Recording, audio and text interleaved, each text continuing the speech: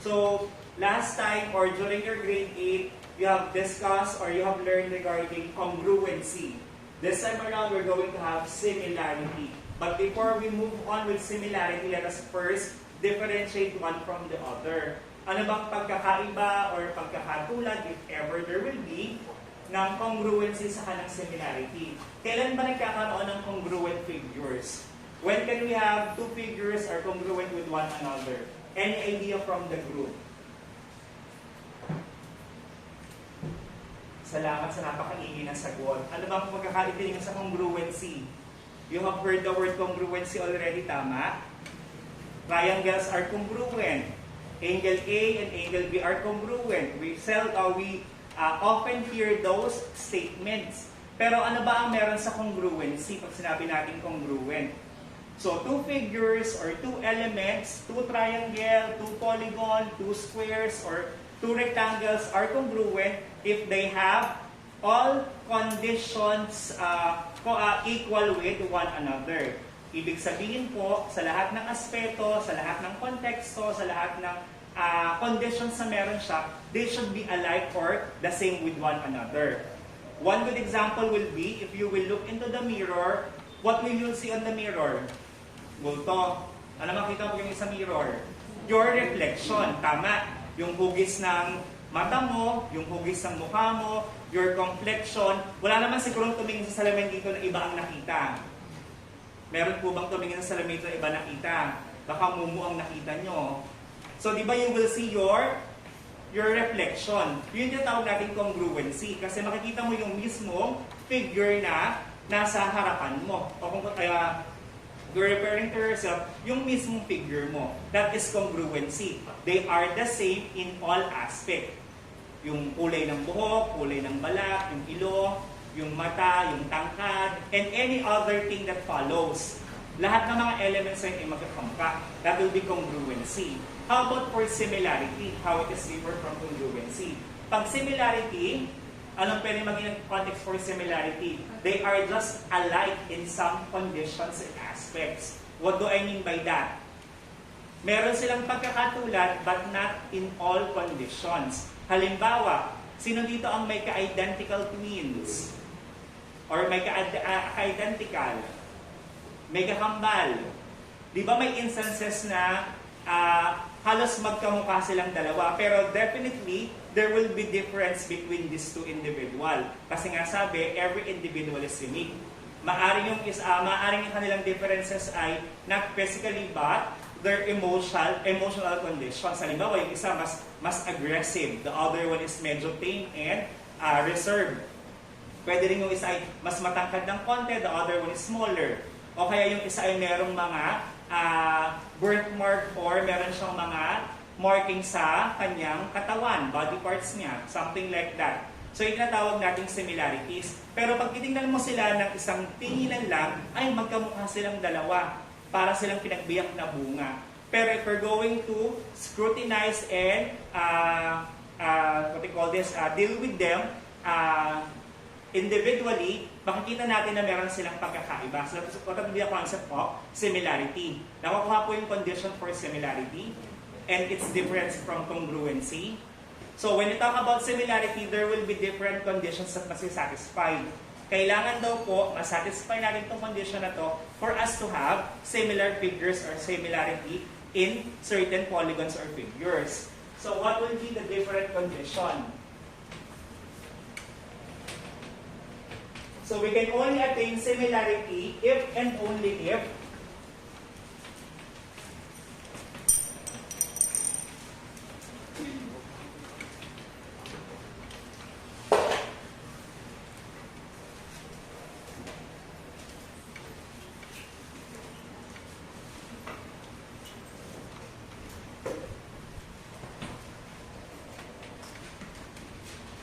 first will be corresponding angles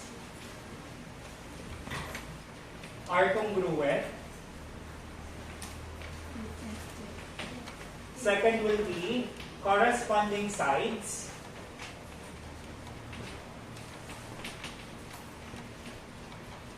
are proportional. Yes. So for two figures to be similar, two figures we are pertaining to triangle, square, rectangle, pentagon, or different kinds of polygon.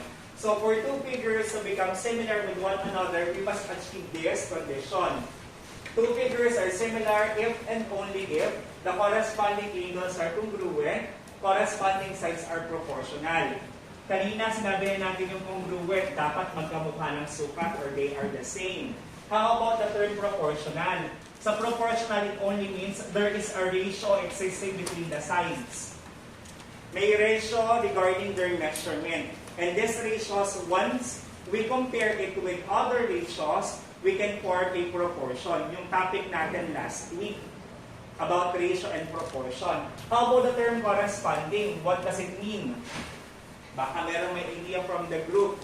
What does corresponding mean? When we say correspondence or corresponding parts, these are the properly paired parts. Sila yung tamang pares. Parang tinadhana, sila yung magka-forever. Let's say, for instance, you have our hands. Diba? If we're going to overlap one from the other to another one, they will be coinciding. So they are the properly paired elements. Let's say we have yung ring finger, sa ring finger pa rin, yung thumb to thumb pa rin. So they are corresponding or properly paired. So yun yung ibig sabihin natin ng correspondence. These are the properly paired elements. Maliwanag po. So how are we going to achieve this condition? And to further understand similarities, let us have an actual value or actual example. May clarifications? Baka meron tayong clarifications. Let us have the figure.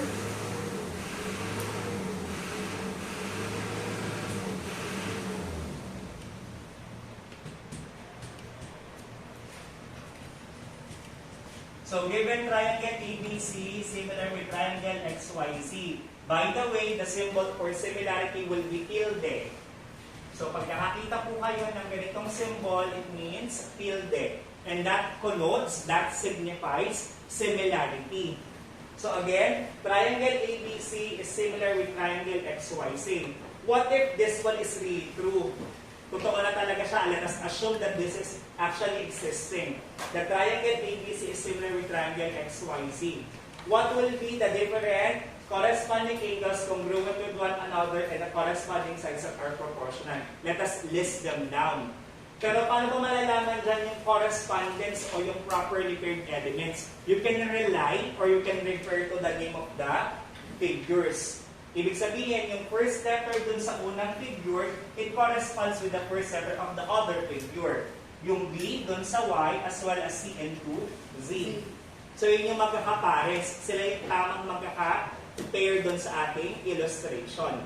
So what will be the corresponding angle first? So let us identify what are the properly paired angles. Paano ba tayo nagpapangalan or how do we usually name an angle? Parang kayo, you have your own name. What will be the purpose of having a name? Wala lang, trip lang po ng nanay ko. What will be the purpose? What's your name? Ah? Eduardo. Where did you get your name? Eduardo. Eduardo. That is your name. Surname mo na yun. How about your first name? Hinaan mo pa? Javen. O, anong story ng pangalan mo? Ano sabi ng nanay mo? Wala lang, trip lang niya. Ha? Ata, hindi mo pa alam anong pinaka-reason bakit yun ang pangalan mo. My name gotten from, pero ang ibig sabihin ng pangalan kong Glenn ay Valley. Wala lang, share ko lang sa inyo. So going back with this one, so we have our name. For what purpose? For identity. Kasi halimbawa, Michael. Sinong Michael? Si Sir Michael ba, no? Si Sir Michael ba ng grade 8 o si Sir Michael ba ng grade 10? Lagyan mo ng apelido, Flores, saka halimbawa ay Cresnosa. So we can now identify which is which. Same thing with figures and same thing with angles. We must have a definite name. Sige po, makisabay po kayo pagkatang video dyan. So we must have a definite name or a particular name para mas ma-identify which is which. Alin yung figure na tinutukoy natin or angle na tinutukoy natin. And how do we usually name an angle? An angle is named based on its vertex. Kung saan nag-intersect yung mga line segments natin. For this case, Let's say, given this line, illustrate ko lang this particular line, and this particular line again, saan siya nag-intersect? At point what? B. Point B. Ibig sabihin, point B will be its vertex. And vertex B can also serve as the name for that angle. So we have angle B. That will be the first angle. Ano yung corresponding ng angle B sa kabilang triangle? Sir, What do you letter think? Y po. It will be letter, Ay, X po. it will be, sorry, nagkamali ako ng illustration sa figure natin. Let me just do some alterations. It should be A, B, C. Para hindi na magulo dun sa pinaka-figure natin. Oh, going back with this one. So we have angle B. Which one corresponds with angle B will be vertex Y or simply angle Y. So they have correspondence. Yung tinutukoy natin ang corresponding angle. Maliwanag. Aside from angle B and angle Y, what other pair of angles corresponds with one another? Can you name other pairs of corresponding angles? Bukod sa angle B saka angle Y na magka-correspondence, alin pa dyan ang pwedeng maging corresponding angles? Yes, anyone? Yes, Dan Roy? Would you like to answer? A po tsaka X. So we have angle A corresponds with angle X. That will be another corresponding angles. And the last one, yes, Iho, your name is? Arlan, yes, Arlan. So we have C and Z. Angle Z corresponds with angle Z. Question po. So they are corresponding. Ito yung symbol for correspondence sa double-headed arrow. Ibig sabihin, it goes with Y and it goes with B. Pero what we want to deal will be the congruent. So after identifying the corresponding angle, we can automatically shift to congruency. Kasi ito naman ay similar na. We're just establishing yung correspondence. So you can remove the corresponding symbol and replace it by congruency. Maliwanag. In-step by step ko lang pinakita ko muna yung corresponding, then after that, yung congruent parts. But if you want to do it directly, na congruent na agad, it will be your choice. Pinakita ko lang po little by little. Question so far? Next, how about the sides? So we already have the congruent angles, corresponding congruent angles. How about the corresponding sides that are proportional? So before we can achieve proportion, let us have first the ratio. When you say ratio, in terms of measurement, how is the first side related to the first side of the other triangle? So there must be an existing ratio between them. Alin dito yung mga sides na magiging correspondence with one another or will be corresponding to one another? Am I talking too fast? Sakto lang. If I'm talking too fast, which is a nature of mine, just call my attention para mag-slow down and to repeat the statements that I have uttered just in case. So, sides. What are the corresponding sides? Aling mga sides ang dapat magkapares? So, si angle may paraan ng pagkapangalan, yung intersection. How about si sides? How will you name a side? Side A, side B. Paano ang side? How do we usually name a side? Very good. Wala ulit gusto sumagot. How to name a side? We usually name a side through its endpoints yung dulo. Let's say this one. This will be your side. Let me just illustrate it. So we have point A on top and point B on the bottom or baliktad. Sorry for that. So we have point A and point B. What are the endpoints? Ano bang dulong points meron sila? Yung point A saka point B. These are the endpoints of the segments. That's why the name for this particular figure will be segment AB. So yung dalawang dulo niya ang ginagamit natin to name it. Nakuha ko doon. And what will be the corresponding side for the other triangle? Which one corresponds with line segment AB? Yes, you are Miss Padua, tama? Opo. That will be what? X and Y. X and Y, very good, Iha. That will be segment XY. Nakuha po yung process ng pagpapangalan ng side through its endpoints. Aside from A, B, and XY, what will be the other pair of corresponding sides? Yes, Iho. Parang yar, parang ganun ka pa. Segment. You are Mr. Cardenas. Oh, yes. Segment BC po. Segment BC corresponds with what? Segment Y and Z. Very good, Iho. So we have BC corresponds with YZ.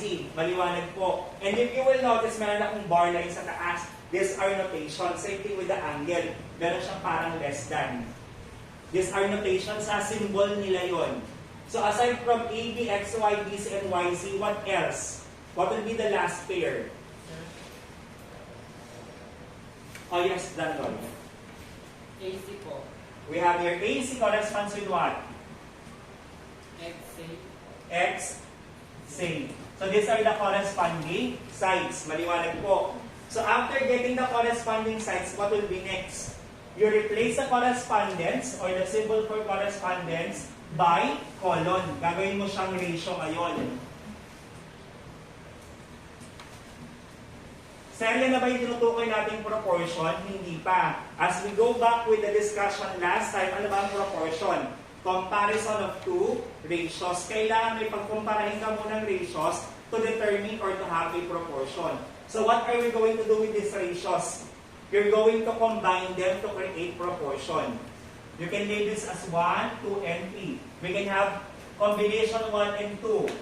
So what will be the proportion for combination 1 and 2? Pagsamahin mo lang yung ratio ng una sa ratio ng pangalawa. So we have your AB is to XY as BC is to YZ. And this one is a proportion. Yun yung tinutukoy na proportional. So you already have the first pair. Proportional side. Combination 1 and combination 1 and 2. Another one, we can also combine 2 and 3. Anyone who would like to dictate to me kung ano yung combination for 2 and 3? Oh yes, let us have Cardenas. BC is to YZ. BC is to YZ as AC is to XZ. AC is to XZ. Well done, Cardenas. How about the last combination? What will be the last combination? 1 and 3. What will be the last combination? Sige po, anyone who would like to voice it out? Iho, would you like to try? Ayaw mo pa? Sabi ko nga, wala akong sinabing gusto mo na talaga. How about you? Would you like to try? The last combination. Ratio 1 compared with ratio 3. Just simply take it. Sige. What will be your answer? AB is to XY as AC XZ. Very good, Iho. Your name is? Nathan. So well done, Nathan. So this will now be your proportional side. And through that, we're able to achieve the last condition. Meron ng congruent angles, meron ka pang proportional side. That's why this particular condition is really true. The triangle ABC is similar with triangle XYZ. Clarifications. Sige po, pakikopya muna. Tapos hindi ko